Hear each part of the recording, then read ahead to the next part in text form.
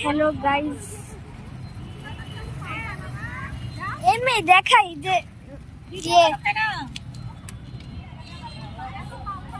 Video balun ফুলায় কিভাবে এটা দেখাই এমনি। খুব সুন্দর। হ্যালো গাইস, দেখেন খুব সুন্দর বেলুন ফুলাই।